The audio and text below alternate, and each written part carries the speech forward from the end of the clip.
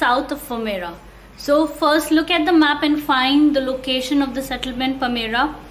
The settlement Palmyra is in the grid 1622. Now it's written south of it where the word brackish is written. So the word brackish is written in this grid square.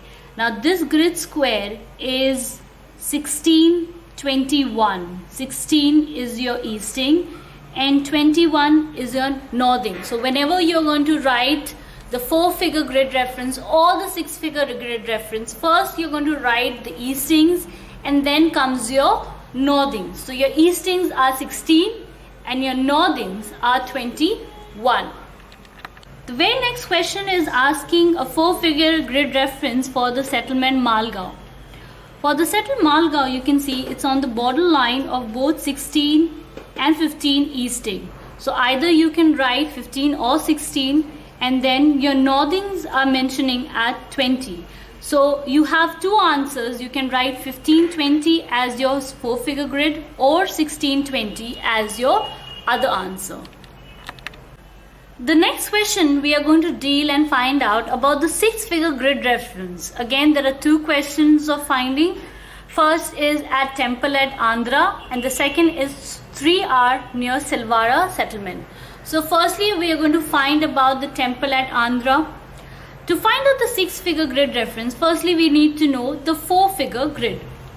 That is, for the temple at Andhra, you have your 4-figure grid is your 16 and that is your easting and your northings are 15. So that is your 4-figure grid. Now let's find out the 6-figure grid for it. So this is your temple at Andhra. With the help of your scale, you need to make 10 divisions of your lines. That is, we all know that this line and this line both is equals to 2 centimeter. For every two division, mark it. So you will have an equal of 10 divisions. So I have already done over here. So let's see. 16 is your first 2 digit. The third digit for your 6-figure grid reference will come up to 3. See, I've marked the points 1, 2, 3, 4, 5, 6, 7, 8, 9, 10. So first 3 points over here is joining your temple. That is your third digit for your 6-figure grid reference. And again 10 division have been joined here. At this division 7, it is passing the temple. So your total 6-figure grid reference is equals to 16, 3, 15, 7. 3 and 7 are your add-on 6-figure grid reference. Same goes for your next question, that is 3R, that is the relative height of a perennial well near Silvara. Your 6-figure grid reference is coming up to 11, 7, 17, 1. 11 and 17 are your 4-figure grid. 7 we are getting from here, that is 1, 2, 3, 4, 5, 6, 7. It is coming to the 7th division. And 1 is coming from here, that is the first division, which is crossing 3R. So that is how you get your 6-figure grid reference. The next question is asking, what is the main occupation of the people living in the area shown in the map extract? To find out the main occupation, firstly you need to look at the presence of colors over here. You can see in the map, you basically see 4 colors: yellow, red, black and white. A little bit of green is also present, extreme southeast. Red lines are basically for settlements and transport. Black lines are drainage patterns and depicting the non-perennial rivers and water bodies. White space is showing the barren land, and most of your map is covering with yellow color. The yellow color signifies the cultivated area. So we can say that most people practice agriculture and the main occupation of the people living is agriculture. So for the reason of this, you can give that the presence of yellow color signifies that the people practice more of agriculture.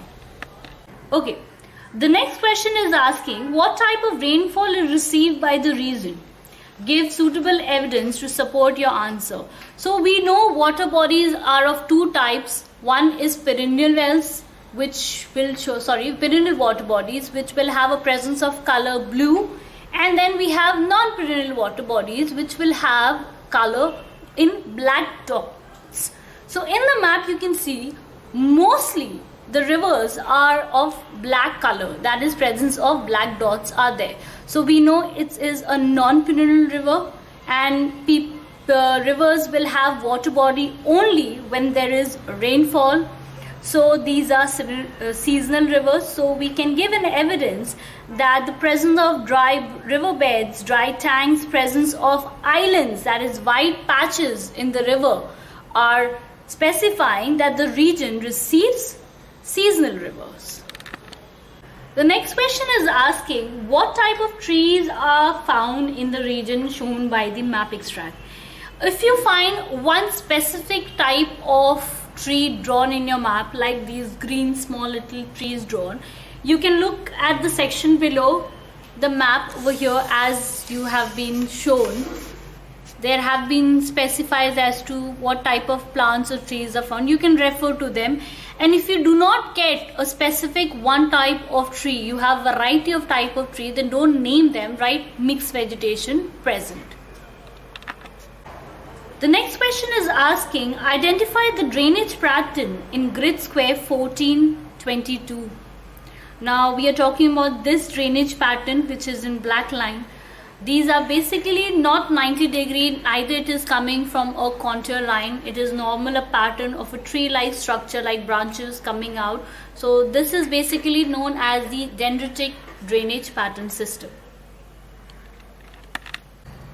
There can be a theory question also, students, given in your map extract that express the meaning of 1:50,000 printed below the map extract, which depicts your total covering area. That means it means 1 unit on the map represents 50,000 units on the ground.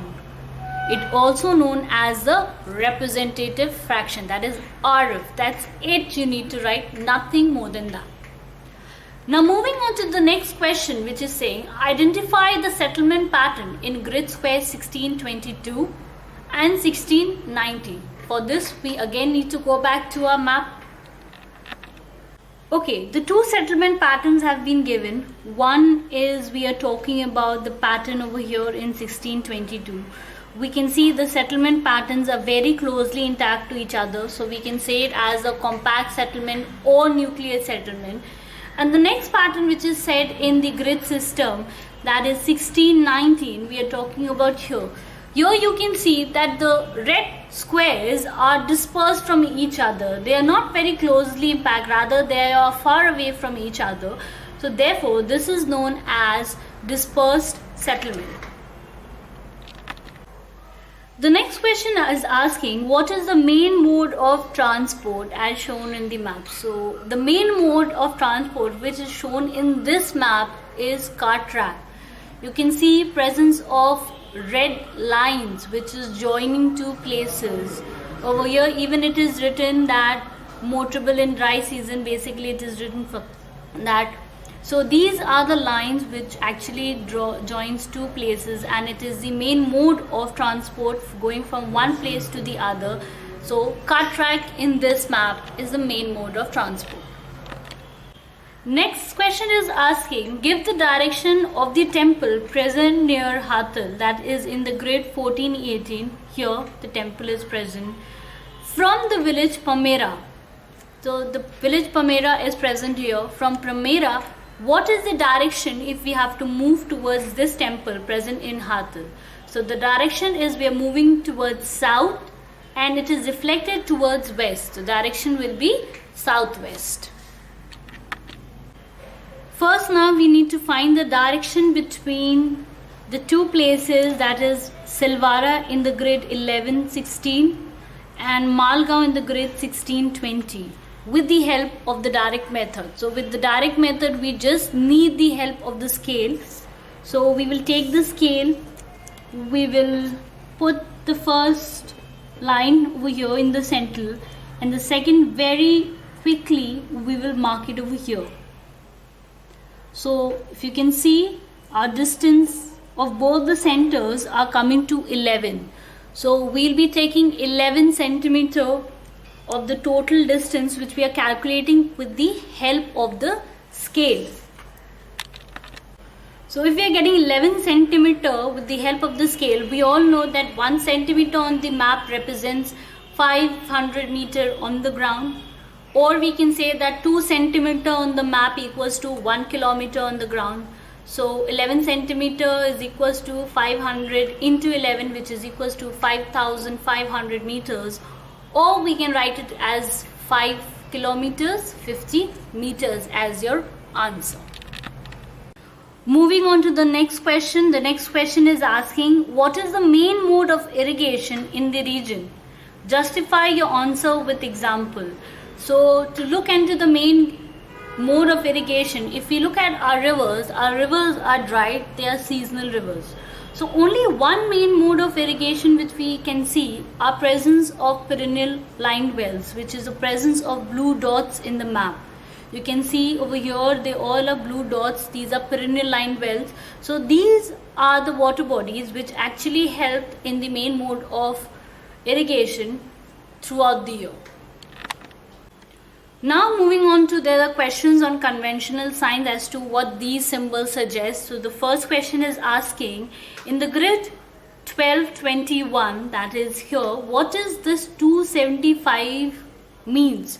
Now if you see where 275 is written, there is a symbol like tree drawn over here in black color. These are known as survey trees.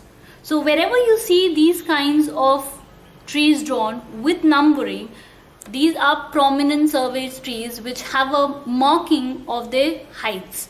And if a tree is present without any numbering, so those are not survey trees. So over here the answer is prominent survey tree.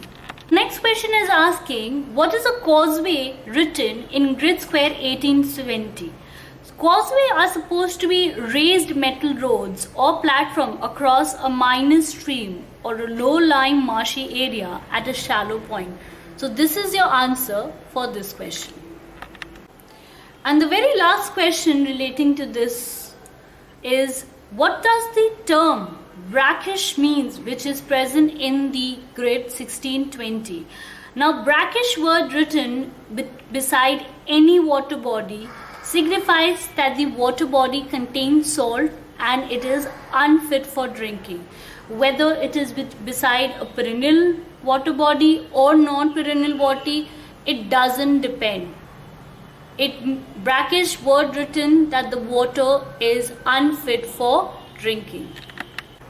So students, we have finished discussing some of the important questions which are common to your papers for 45D by 10. I hope it had made things clear for you. The answers and questions to these have been given in the PDF in your description box, so you can download from there.